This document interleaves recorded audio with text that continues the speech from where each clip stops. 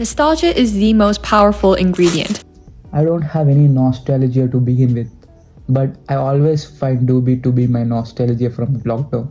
So let's copy Doobie's content. Ramen was never something my mom allowed in the house when I was growing up. She is using black shin ramen and it's way too much costly. So I'm using Yappy.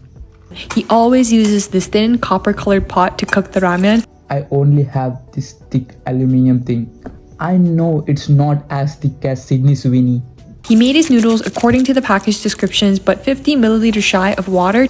I feel shy with every girl I met, but I'm not gonna shy with water. To boiling water, Boil the water.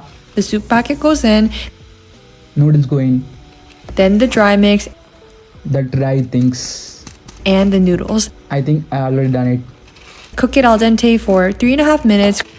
I know I cannot last for 3 minutes, but I tried. For my legitimacy, I speed up the video in exactly 6.9 times.